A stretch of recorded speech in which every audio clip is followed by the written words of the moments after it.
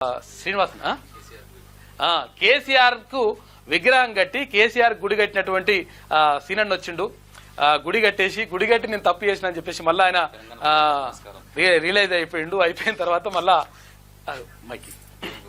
అయిపోయి మొత్తం కూడా సర్వం కోల్పోయి ఉద్యోగం కూడా తీసి పడేసారు ఆయనది. గుడి కట్టినందుకు మంచి ఇవ్వాలి కానీ ఇంకా ప్రమోషన్లు ఇవ్వాలి, కానిస్టేబుల్ ఉంటే ఎస్ఐ ఇవ్వాలి, ఇట్లా ఉంటుంది కానీ అంటే అట్లా వేయాలని మన ఉద్దేశం కాదు. కాకపోతే అంటే ఉన్న ఉద్యోగం అని ఉంచాలి. అసలు ఏం జరిగిందో అన్ననే చెప్తాడు. నేను కేసీఆర్కు వీరాభిమానిగా తెలంగాణ ఉద్యమకారుడిని, తెలంగాణ ఉద్యమంలో పాల్గొన్న. కేసీఆర్ 2000 సంవత్సరంలో కోదాడ నుంచి నాగార్జునసాగర్ పాదయాత్ర చేస్తుంటే పాదయాత్రలో పాల్గొన్నా.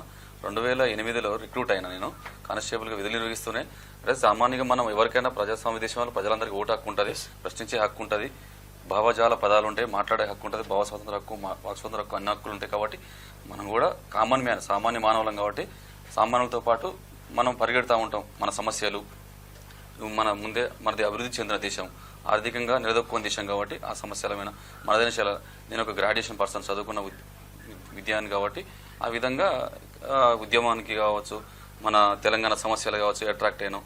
కేసీఆర్ ఉద్యమం చేస్తుంటే కేసీఆర్కి వీరాభిమానిగా మారి కేసీఆర్కి ఇంట్లోనే గుడి కట్టుకున్నాం. భార్యాభర్తలు ఇద్దరం. నా పేరు గోగుల శ్రీనివాస్, నల్గొండ జిల్లా, నిడమనూరు మాది, నిడమనూరు గ్రామం, నాగార్జునసాగర్ కాన్స్టిట్యున్సీ మాది. అదే 2000 ఎప్పుడు రాలేదు. మంత్రులు వచ్చారు, ఎమ్మెల్యేలు వచ్చారు. వాళ్ళ ఎలక్షన్స్ అప్పుడు వాళ్ళు దాన్ని వాడుకోతాను అంతే. ఎలక్షన్స్ అప్పుడు మాత్రం వాడుకోండి వచ్చి గొంగుడు సుంత వచ్చింది, పాలాభిషేకాలు వచ్చింది, మంత్రి గారు వచ్చారు, కోమటిరెడ్డి మన కోటిరెడ్డి గారు వచ్చారు, నోముల భగత్ అయితే ఎన్నోసార్లు వచ్చాడు. ఇక చాలా సార్లు వచ్చారు. నోముల భగత్ కావచ్చు, కోటిరెడ్డి గారు కావచ్చు, చాలా మంది వచ్చారు. కేసీఆర్ గుడికి వచ్చి పాలాభిషేకాలు చేశారు. నాకు శాలువాలు కప్పి నాతో సెల్ఫీలు తీసుకోరు. నువ్వు చాలా గొప్పనివి, ఇంత గొప్ప అసలు అంత పెద్ద ఆయనకు గుడి కట్టినావు, దేవుడికి ఇంత గొప్ప చేసినావు, నువ్వు చాలా గొప్ప వ్యక్తి, మాకు దక్కని అవకాశం నీకు దక్కిందని ఎన్నెన్నో చెప్పారు నాకు. చివరికి తీరవస్తే సస్పెండ్ చేశారు, ఉద్యోగం చేశారు ఆయన ప్రభుత్వంలో. అది టీఆర్ఎస్ గవర్నమెంట్ అదే ప్రభుత్వంలో ఉద్యోగం అయింది.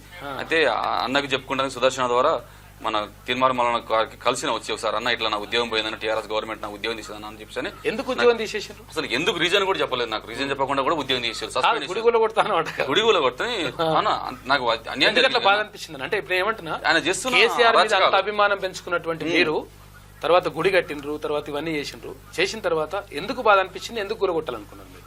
ఆయన చేస్తున్న అక్రమాలు, పరిపాలన నచ్చలేదు, ప్రజా సమస్యలు అన్ని చెప్పడం, మాటలు చెప్పడం వేరు, చేతలు వేరు.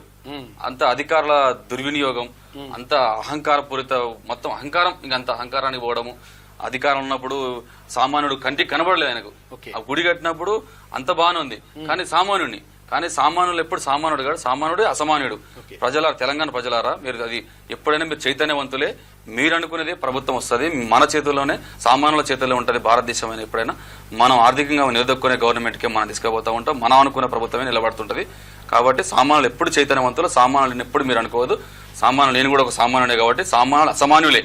ఆ సామాన్యులకి అండగా ఉన్నది తీర్మానం వలన. అన్న నాకు బాధ ఉంటే హక్కున చేర్చుకుంటూ, నాకు ఉద్యోగం రాలేదన్న, ఉద్యోగం పోయిందన్న టీఆర్ఎస్ గవర్నమెంట్ వల్ల, ఈ విధంగా నేను గుడిగోలు కొడతాను చెప్పి అనౌన్స్మెంట్ చేసినందుకు, ఖాళీ ఊర్లో మాట్లాడినందుకు తీసుకుపోయి లోకల్ ఎమ్మెల్యేలో, మినిస్టర్లో వాళ్ళు తీసుకుపోయి ఇట్లా అంటుండే గుడిగోలు కొడుతుంటాడు, ఇట్లా అనౌన్స్మెంట్ చేసిండు. ఎవరైతే అభినందించారో వాళ్ళే మళ్ళా నీ ఉద్యోగం బీకిపించారు. లోకల్ లీడర్లే, లోకల్ లో ఉన్న అక్కడ అంతా కలిపి ఉద్యోగం బీకిచ్చేసారు నాది.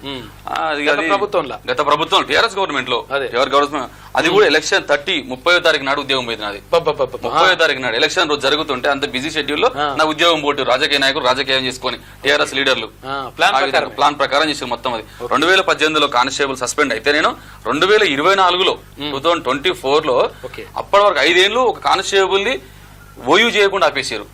ఓయూ అనేది కానిస్టేబుల్ ఒక మామూలుగా ఒక 6 months, 3 months, 1 year లోపల అయిపోతుంది. ఓయూ 5 years ఆ పెండింగ్ లో పెట్టారు. ఆ విధంగా నన్ను చాలా ఇబ్బందులకు గురి చేశారు, మానసికంగా, శారీరకంగా. యాక్సిడెంట్ జరిగింది నాకు. యాక్సిడెంట్ కనీసం పలకరించే దిక్కు లేకుండా అయిపోయింది నాకు. ఆ విధంగా చాలా ఇబ్బందులు, ఆర్థికంగా చాలా ఇబ్బందులు పడడం. మా భార్య కూడా నాకు యాక్సిడెంట్ అయితే నన్ను ఆమె చూసుకోవాల్సి వచ్చింది. కొన్ని కూలినాలు పోయి కూడా నన్ను జాదుకుంది చివరికి. ఇప్పుడు ఓకే, ఉద్యోగం వచ్చింది. ఉద్యోగం ఇప్పుడు వచ్చేసింది. అన్న తీర్మానం వల్ల, క్యూనిస్ కి రావడం వల్ల, అన్న ఇట్లా జరిగిందని నా ఉద్యోగం కూడా చెప్పుకోవడం వల్ల అన్న నన్ను పిలిపించి స్పందించింది. ఉద్యోగం వచ్చింది ప్రభుత్వం, కాంగ్రెస్ గవర్నమెంట్ వచ్చినందువల్ల. పట్టభద్ర మేధావులారా, అన్న సామాన్యుడు, సామాన్యుల కోసం చేస్తాడు. పట్టభద్ర మేధావులారా, ఆలోచించి అన్నకు ఓటు వేయండి అని దయచేసి మిమ్మల్ని రిక్వెస్ట్ చేస్తున్నా. నేను మొన్న టీఆర్ఎస్ గవర్నమెంట్ రాకముందుకు ఉద్యోగస్తునయ్యిండు, టీఆర్ఎస్ గవర్నమెంట్ లో నిరుద్యోగునైనా, ఇప్పుడు కాంగ్రెస్ గవర్నమెంట్ లో మళ్ళీ ఉద్యోగం సంపాదించుకున్నా. ఉద్యోగునై నిరుద్యోగునై మళ్ళా ఉద్యోగునైనా. కాబట్టి అన్న ఆపద అంటే తీర్మానం వలన నన్ను హక్కున చేర్చుకుండు.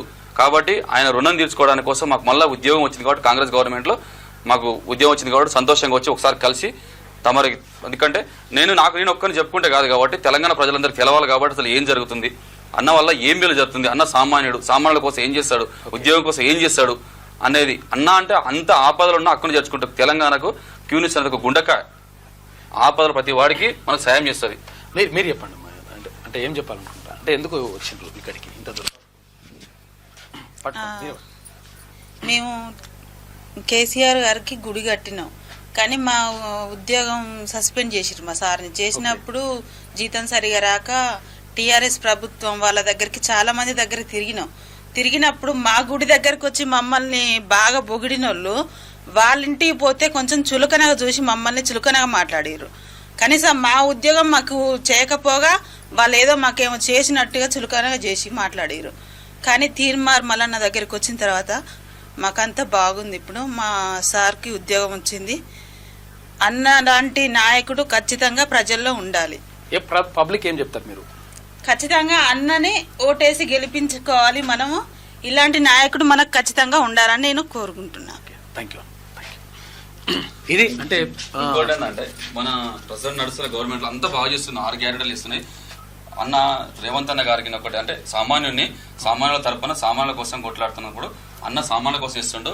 కాబట్టి నేను కోరుకునేదంటే నాణ్యమైన గొప్ప వైద్యం కాంగ్రెస్ గవర్నమెంట్ లో, నాణ్యమైన విద్య కార్పొరేట్ స్థాయిలో సామాన్యులకు అందించే విద్య ఇవ్వండి, కార్పొరేట్ స్థాయిలో వైద్యాన్ని సామాన్యులకు తీసుకోబోండి. అన్న మీరు ఒక దేవుడు అవుతారు, ప్రతి ఇంట్లో మీకు గుడి ఉంటది, ప్రతి ఇంట్లో మీరు చిరస్థాయిగా నిలిచిపోతారు. అన్న రేవంత్ అన్న తీర్మానం వలన కూడా తమరికి చాలా సపోర్ట్ చేస్తాడు. ఇది ఒక్కటి నా సామాన్యుల తరపున నేను అవకాశం దొరికింది కాబట్టి తమరికి నేను రిక్వెస్ట్ చేసుకుంటున్నా. సామాన్యుల తరపున రేవంత్ అన్నకి ఇది ఒక రిక్వెస్ట్ నాకు. థ్యాంక్ యూ అన్న. థ్యాంక్ యూ తెలంగాణ ప్రజలందరికీ.